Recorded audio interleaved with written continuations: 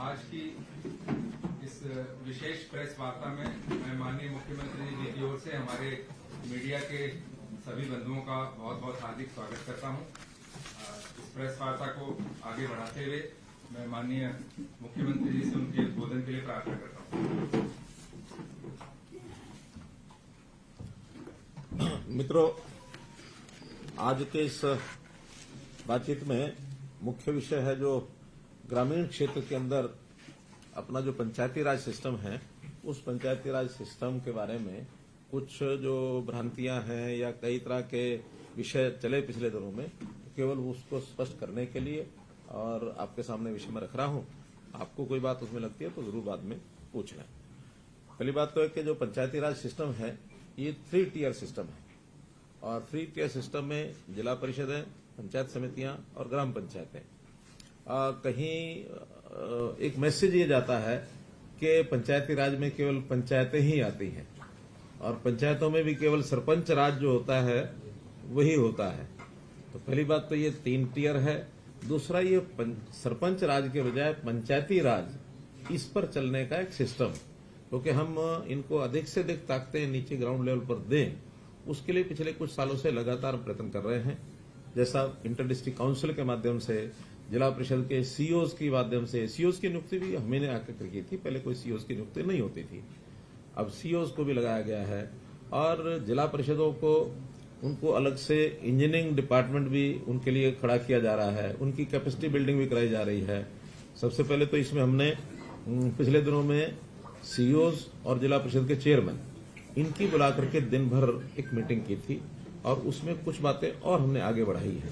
और उसमें जो चीज दोनों बार सरपंचों के साथ और जिला परिषद के साथ जो लागू होती हैं, कुछ तो वो बता रहा हूं मैं और कुछ जो है अलग अलग से भी इनका उल्लेख करूंगा। जैसे एक तो जब से चुनाव हुआ लगभग 1 क्वार्टर का समय शेष था, क्योंकि नवंबर में शायद चुनाव हुए थे, दिसंबर आते आते इनका ओथ हुई थी, तो जनवरी से लेकर और मार्च तक ही काम के समय बचते थे। फिर भी हमने जो एसएफसी का लास्ट क्वार्टर का पैसा है उससे भी ज्यादा पैसा, कुल 1100 करोड़ रुपया इनको एलोकेट किया था तीनों को, जिसमें जिला परिषदों का 110 करोड़ रुपया था और पंचायत समिति का 165 करोड़ रुपया और पंचायतों का 850 करोड़ रुपया। तो ऐसा ये 1100 करोड़ रुपए की राशि हमने भेजी थी।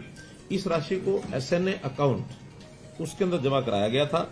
एसएनए अकाउंट एक ज्वाइंट अकाउंट होता है और उस ज्वाइंट अकाउंट में से ही और ये लोग अपने अपने काम के हिसाब से उसमें से पैसा ये निकाल सकते हैं। जो काम हो जाएंगे या जिनके टेंडर हो जाएंगे उसका पैसा उसमें रिजर्व हो जाता है। और उसमें जिला परिषदों को हमने कई जो उस दिन निर्णय किए हैं, पहला तो हर जिला परिषद का अलग से अपना कार्यालय होगा, 22 के 22। अभी कहीं एडीसी कार्यालय में बैठते थे, कभी डीसी कार्यालय में 2 कमरे होते थे, कहीं कहीं कोई किराया पर लेकर रखते थे, लेकिन हमने हर एक जिला परिषद का अलग से कार्यालय हो। सीओ वहां सरकारी अधिकारी बैठेगा और जिला परिषद चेयरमैन, वाइस चेयरमैन, उनका अपना एक वहां सिस्टम होगा, मीटिंग्स वहां करेंगे, उनका स्टाफ वहां बैठेगा। तो ये सारा एक विषय किया गया है। इंजीनियरिंग विंग की जैसे मैंने बताई, उसका गठन किया जाएगा। कर्नाटक में इसका बहुत अच्छा उदाहरण है जिला परिषदों का, वहां अच्छी सशक्त हैं और हमने ये भी किया है कि कुछ प्रतिनिधि जिला परिषद का, एक आध आदमी, एक आध पंचायत समिति का, सरपंचों में से भी, और कुछ हमारे अधिकारी जहां जहां पंचायती राज सिस्टम अच्छा है उसको अध्ययन करने के लिए भी जाएंगे, ताकि वहां क्या अच्छा है उसको बेस्ट प्रैक्टिस जो भी हैं देश भर में उनको अडॉप्ट करेंगे। ये हमने तय किया है। जिला परिषद को हमने जो कुछ काम उनको जिम्मे लगा दिए हैं, जिसमें जिला परिषद बस क्यू शेल्टर्स, ई लाइब्रेरीज और शिवधाम योजना के अंतर्गत जो शमशान घाट और कब्रिस्तान के जो 4 काम हमने तय किए हैं वो सब, इसी प्रकार से खेत खलियान योजना के अंतर्गत जो 5 क्रम के रास्ते हैं उनको भी अब जिला परिषद ही पक्का करेंगी। पहले अब ये 5 क्रम के जो रास्ते थे, 5 क्रम के तो हैं मार्केटिंग बोर्ड के, 4 क्रम या इससे नीचे के ये जिला परिषद करेंगी। और मार्केटिंग बोर्ड की जो सड़कें हैं उनकी मेंटेनेंस, रिपेयर, ये जिला परिषद करेंगी। हर ब्लॉक में 5 बड़े गांव जिनकी सबसे ज्यादा आबादी है या 10,000 के आबादी के सब गांव, अगर वो 5 से ज्यादा भी हैं ब्लॉक में, तो वो भी उसके अंदर स्ट्रीट लाइट लगाने की जो व्यवस्था है ये जिला परिषद के द्वारा कराई जाएगी। ग्रामीण क्षेत्र में पीएचसी, स्कूल मरम्मत का कार्य ये भी जिला परिषदें करेंगी। आंगनवाड़ी भवन तथा उसका रखरखाव, मिड डे मील योजना की मॉनिटरिंग और इसका फीडबैक, ये भी सब जिला परिषद के जिम्मे लगाया है। स्वच्छता अभियान के अंतर्गत भी जैसे शहरों में म्यूनिसिपैलिटीज कराती हैं, वैसे जिला परिषद घर घर कूड़ा एकत्र करने की प्रक्रिया वो भी उनके माध्यम से शुरू कराई जाएगी। सॉलिड वेस्ट मैनेजमेंट के तहत बायोडिग्रेडेबल, नॉन बायोडिग्रेडेबल कूड़े को जो अलग अलग उसका निष्पादन करना है, सेग्रीगेशन करना है, वो भी उनके द्वारा कराया जाएगा। इस प्रकार से ग्रामीण क्षेत्र में जो स्वच्छता व्यवस्था का जो बड़ा काम है ये जिला परिषदों के माध्यम से और इसको इनिशिएट किया जाएगा। और अब हम हर महीने में जिला परिषद के जो सीईओज हैं और चेयरमैन हैं उनकी मीटिंग अलग अलग से होगी और हर 3 महीने में एक ज्वाइंट मीटिंग इनकी हुआ करेगी, ताकि इनके काम का एक मूल्यांकन ये समय समय पर लगातार हम करते रहें। क्योंकि हम चाहते हैं कि जो काम अभी तक यानी प्रदेश सरकारों के डिपार्टमेंट्स के माध्यम से ही इनिशिएट किए जाते थे, लेकिन इकाइयां बहुत हैं, 6,220 पंचायतें हैं, 150 के लगभग ब्लॉक्स हैं, 22 हमारी जिला परिषद हैं, तो इतने बड़े इकाइयों के काम को डिसेंट्रलाइज करके जितना ज्यादा कराएंगे उतना सेवाओं का लाभ जनता को अधिक मिलेगा। इसी प्रकार एक हमारी पंचायत समिति को लेकर के भी अलग से बैठक होनी है, उनको भी कुछ काम जो हमने विचाराधीन है, लेकिन फाइनल करेंगे तो आपको बताएंगे। अभी तो सरपंच, क्योंकि सरपंचों का जब चुनाव हुआ उस समय भी कुछ बातें हमने घोषित की थी। एक विचार ऐसा इस बार बना था कि ये सारे काम जनता के जो लिए काम किए जाते हैं उनको अधिक से अधिक पारदर्शी बनाना और जो काम ठीक न करे उसको जवाबदेह बनाना, इसका भी हमने एक अभियान लिया है। जितना पैसा हम भेजेंगे, अब चूंकि टेक्नोलॉजी का जमाना आ गया है तो टेक्नोलॉजी से हर चीज को मॉनिटर भी किया जा सकता है। वो समय अब खत्म हो गया कि जब कोई प्रधानमंत्री भी ये कहता था कि 1 रुपया ऊपर से भेजा जाता, नीचे 15 ही पैसे पहुंचते हैं। अब तो टेक्निकली 1 रुपया अगर भेजा जाएगा तो 1 ही रुपया खाते में नीचे जाएगा, बीच में कोई स्कोप नहीं है उसमें से कोई एक भी पैसा निकाल ले। तो इसलिए उस पारदर्शिता को लाने के लिए ई टेंडरिंग की व्यवस्था हमने शुरू की थी। और ई टेंडरिंग की व्यवस्था में एक लिमिट, जो कि पहले तो तकरीबन बड़ी राशि का काम सरपंच ई टेंडरिंग के बिना ही करवाते थे, लेकिन इस बार एक लिमिट लगाई थी हमने पहले तो 2 लाख रुपए की, कि 2 लाख रुपए से नीचे के जो काम हैं वो लोग कोटेशन के आधार पर करा सकते हैं। 2 लाख या इससे ऊपर के काम सारे ई टेंडरिंग पर होंगे। अब थोड़ा विवाद हुआ कि नहीं 2 लाख रुपया बहुत कम है, इससे तो शायद एक गली भी नहीं बनती है, फिर हमें अलग अलग से छोटे छोटे काम कराने पड़ते हैं। उनकी मांग को ध्यान में रखते हुए, मांग तो बहुत ज्यादा थी, लेकिन हमने सब विचार विमर्श करने के बाद बहुत से सरपंचों से अलग अलग भी बात हुई, जनता के लोगों से भी बात हुई।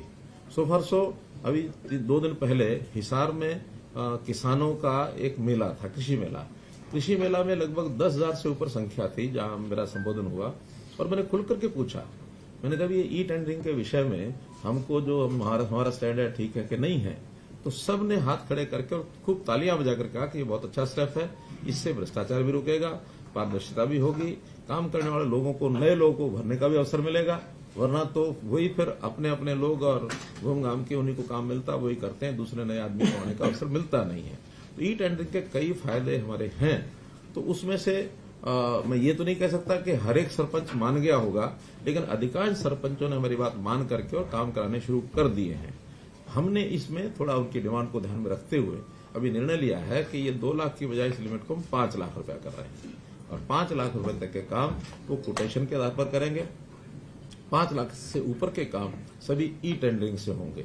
हाँ, 5 लाख तक के काम जो हमारी बातचीत तो सारे प्रतिनिधिमंडल से हुई है, उन्होंने उसको स्वीकार किया कि जो भी कोटेशन का काम होगा, लिमिट चाहे कुछ भी होगी, लेकिन उसका ऑडिट ये जरूर होगा।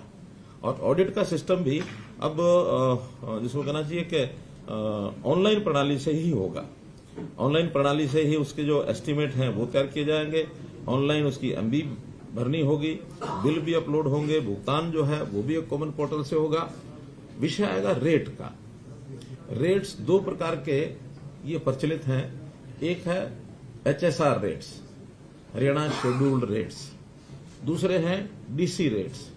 लोकल लेवल पर डीसी रेट शायद इसीलिए बनाए गए हैं कि हर जिले में इस प्रकार की चीजों के रेट थोड़ा डिफर करते हैं, चाहे रेत का रेट है, चाहे ईंटों का रेट है, चाहे मानो टाइल्स का रेट है, क्योंकि जो बल्कि मटेरियल होता है उस रेट को वहां के लोकल परिस्थिति के हिसाब से रखना पड़ता है, उसका फ्रेट कितना लगता है, कितनी दूर से लाना पड़ता है, इसलिए एक ही रेट नहीं रखा जा सकता।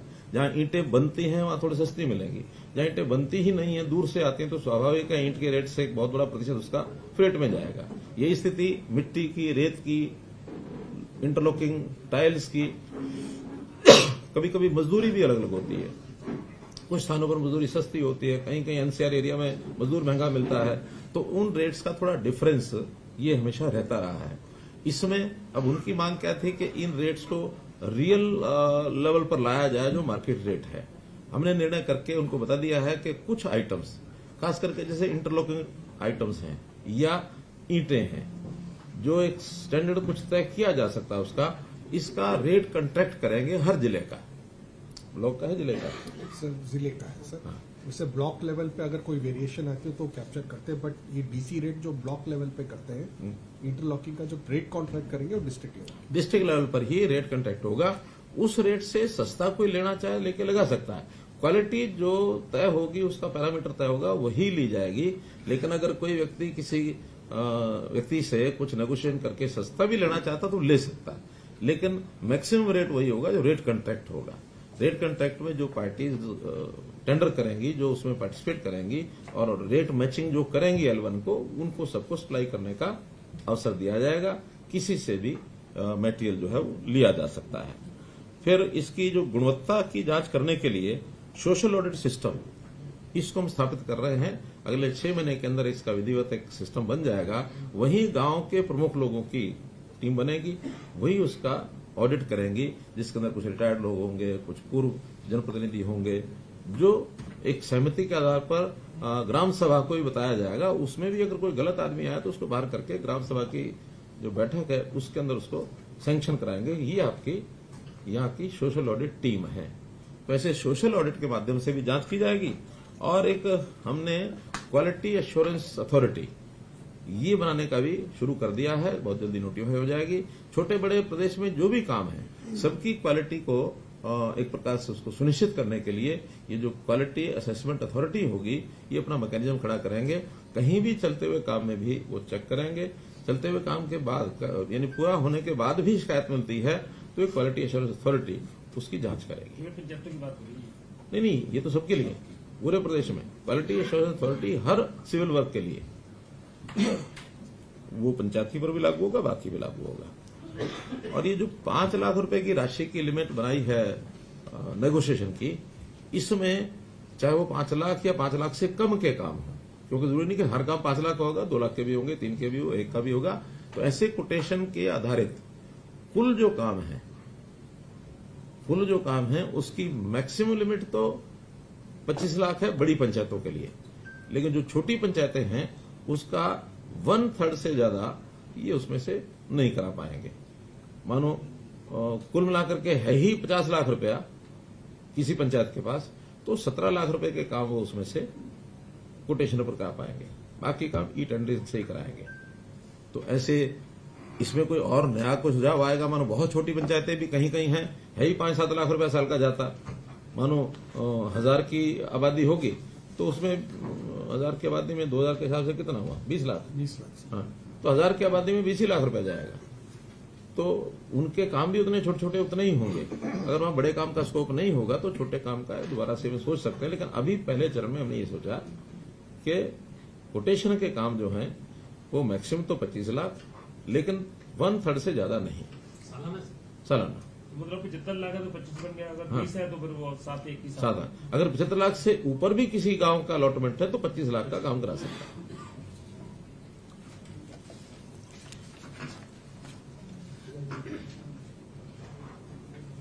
भाई ये 1/3 नहीं है, हमारे निर्णय में ये 50% है। 50%।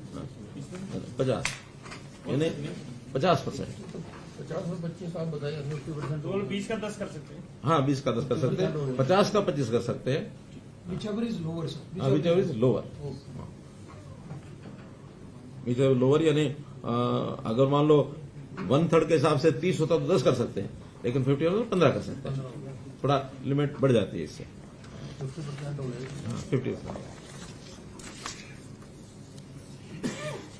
अब काम दोनों प्रकार के हैं, कुछ ई टेंडरिंग से होंगे, कुछ कोटेशन से होंगे।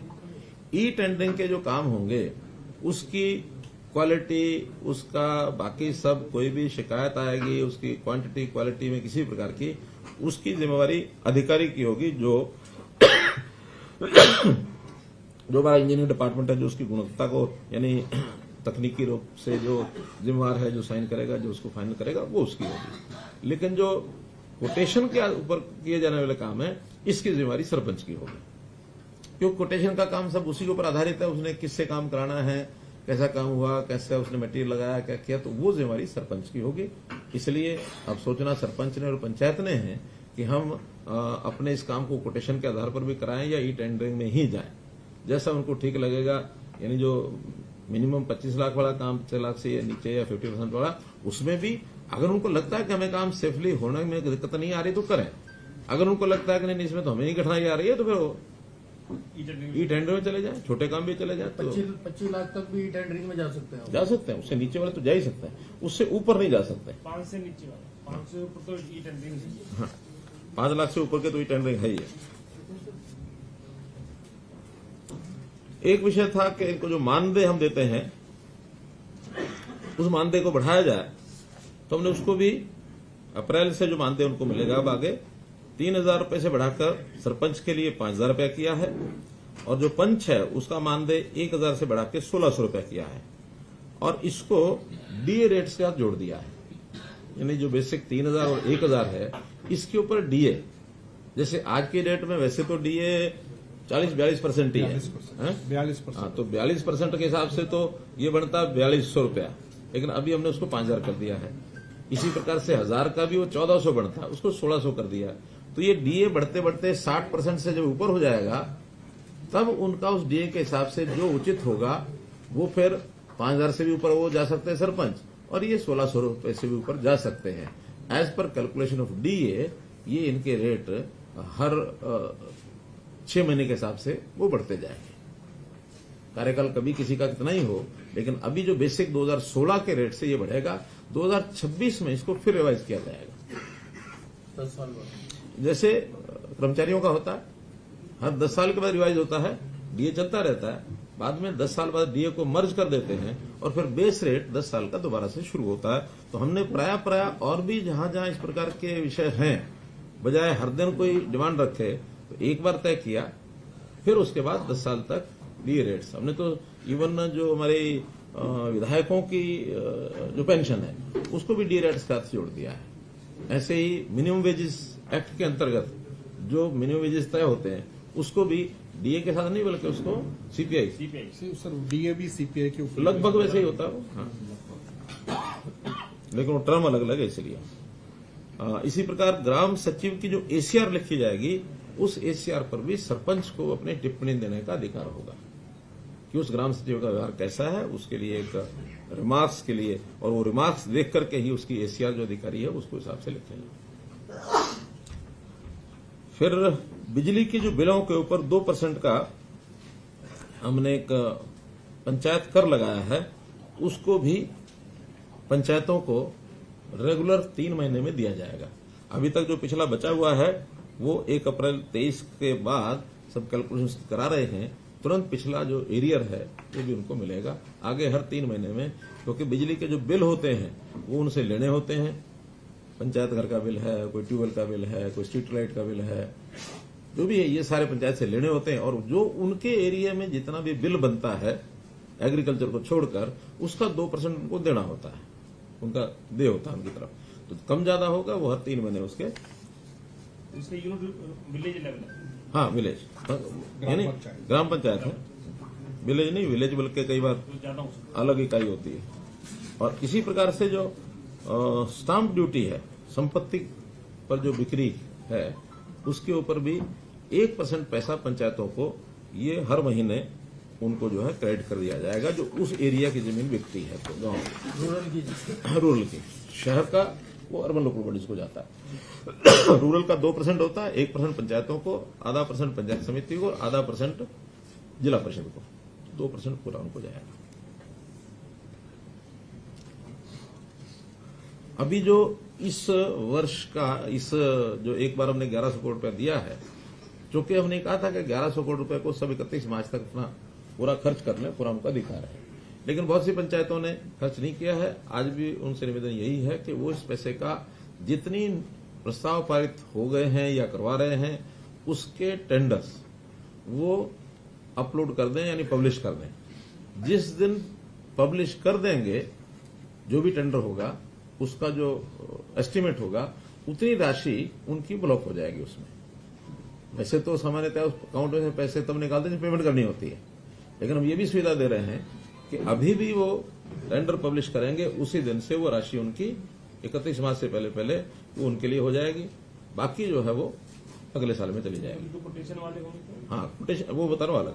पहले तो ये है ई टेंडरिंग का कोटेशन में भी 25 मार्च तक जितनी कोटेशंस उनका वर्क अलॉट हो गया होगा वो तो पैसा उसमें से रिजर्व हो ही जाएगा। इसके अलावा भी 25 मार्च के बाद भी हम उसके लिए 2 श्रेणियां बना रहे हैं।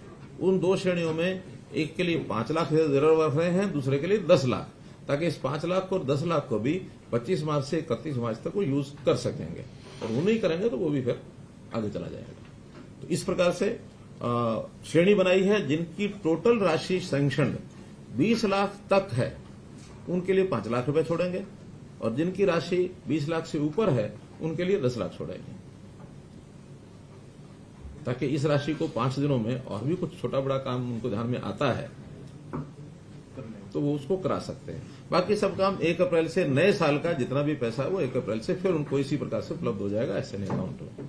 और ये अकाउंट हर वर्ष यानी 4 बार में दिया जाएगा उनको, जो एसएनए अकाउंट में क्वार्टर वाइज। जो ये पैसा बचेगा ये नहीं, ये तो खत्म ही हो गया, यानी अगला और मिल जाएगा उनको अप्रैल में। और उनको क्वार्टर में खर्च करना है, पहले क्वार्टर में 30%, दूसरे क्वार्टर में 30%, तीसरे में 20%, चौथे में 20%, 30-30-20-20। जो पैसा उनका है वो उन्हीं का है। हाँ, बचे हुए पैसे का उपयोग जहां जरूरत ज्यादा है या जिन लोगों ने काम ज्यादा कराना है उनको ट्रांसफर करेंगे, पैसा वो उन्हीं का है।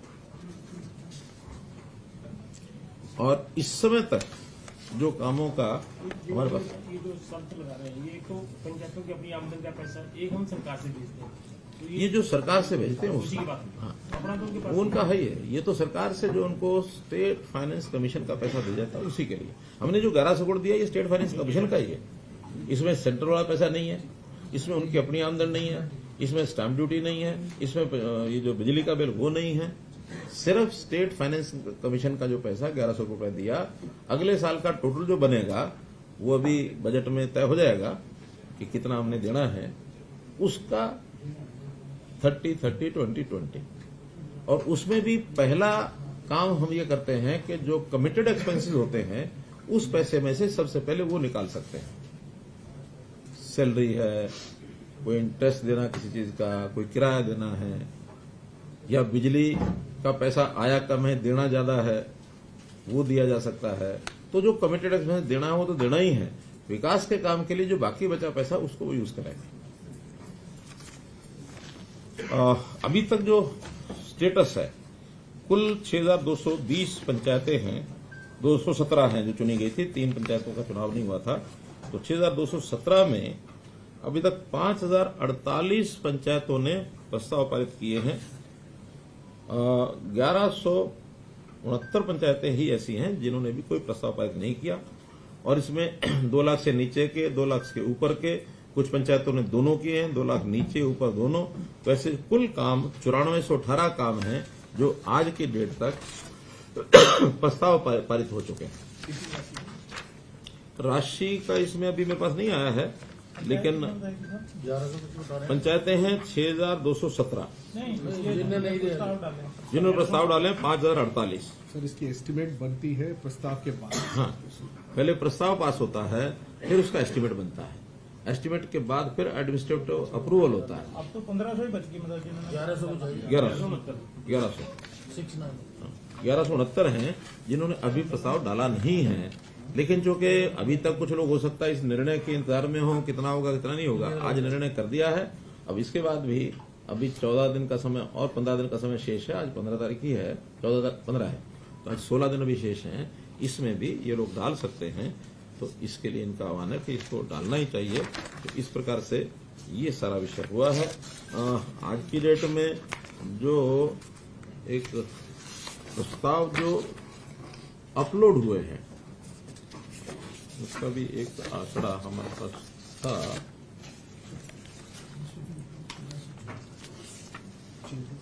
नहीं, 991 प्रस्ताव इसमें से अपलोड हो चुके हैं।